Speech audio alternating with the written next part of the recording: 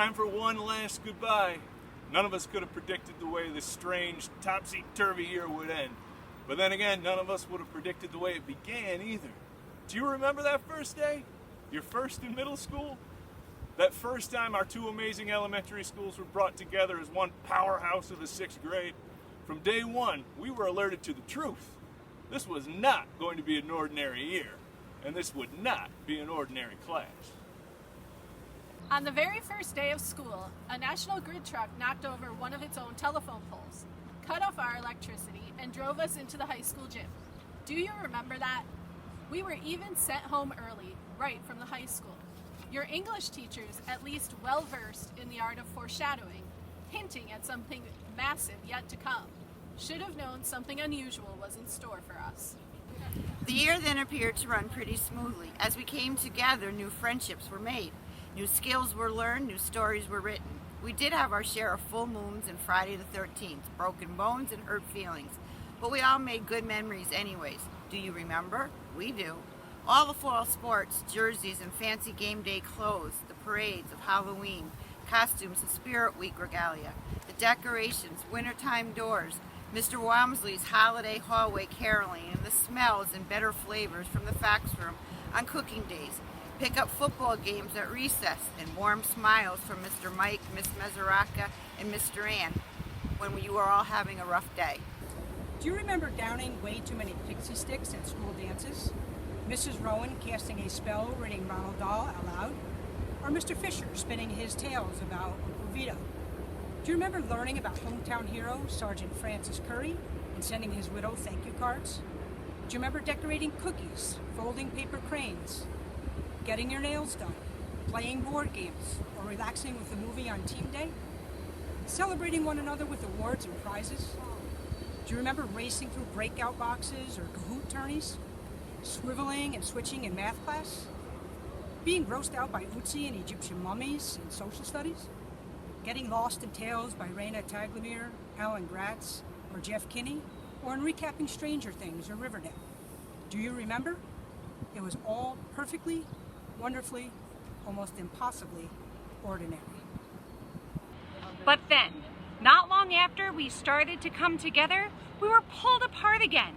On Friday the 13th in March, the coronavirus threw us into the unknown, all right, and into the strangest of all possible school buildings, our own homes.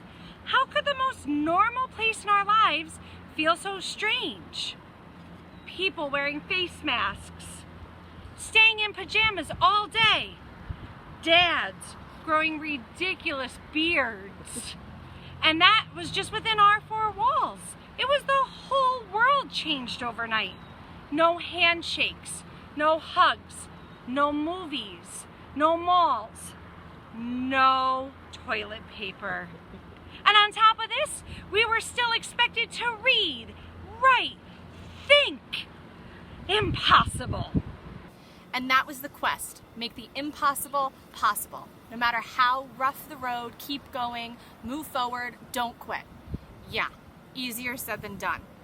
The obstacles were everywhere. Spotty Wi-Fi, one device to share amongst 3 people, little brothers or sisters to look after, stressed parents, many mean teachers assigning way too much work for any mere mortal to get through.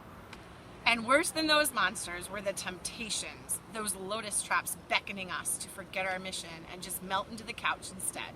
The sweet whispers from the Xbox and TikTok, from YouTube and Hulu, distracting us from our quest and begging us to forget. And sometimes we lost the trial. We stayed in bed and fell behind.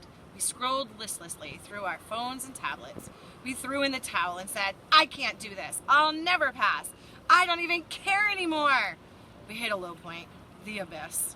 We thought we had lost. We did it. Somehow, some way, something was there to pick us up, dust us off, and set us on our way again. Our parents or grandparents offering us encouragement, even when maybe we weren't acting our best. A friend, an ally, pestering us to join a Google Meet to get the math help that was being offered. A rainbow in a neighbor's window. A parade through the Jericho Drive-In in Ravenna. A hike through woods we'd never seen before.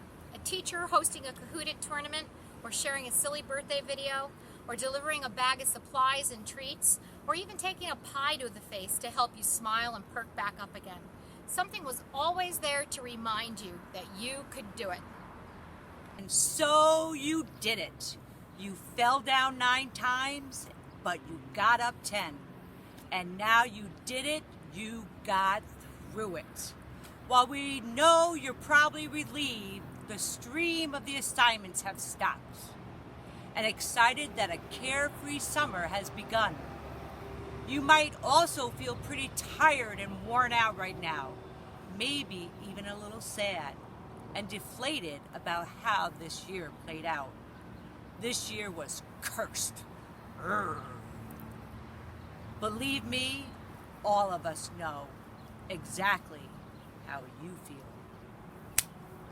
But there's another fact that will become clear eventually. Going through this impossible, bizarre, nerve-wracking, tense, confusing, frustrating, unprecedented time was not at all pleasant, but it was no match for you. Each of you dug deep, pushed onward, showed this pandemic and distance learning beast that you had what it took to topple it. You all got stronger, better, wiser. You were chunks of coal under pressure, and none of you crushed into dust, but rather pressed into diamond. And now you are more ready than you were to take on whatever challenge the world has in store for you next. You became heroes, people. If that's a curse, I wouldn't want to be cured. And when you do get back into the school building, and you will get back into the school building, back into that ordinary world of school dances and spirit days, school lunches, and 5-paragraph essays, it will be a bit different, a bit better, because all of you are a bit better, and you will be better still together. If we didn't catch the foreshadowing in the beginning, COVID made it clear as crystal by the end. This was no ordinary year, and you are no ordinary class.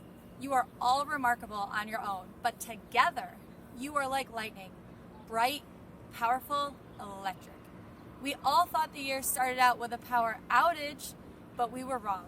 The electricity was in you the whole time, just waiting for the switch to be hit.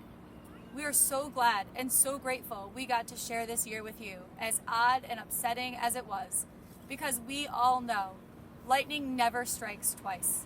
Thank you for sharing your lightning with us. Congratulations!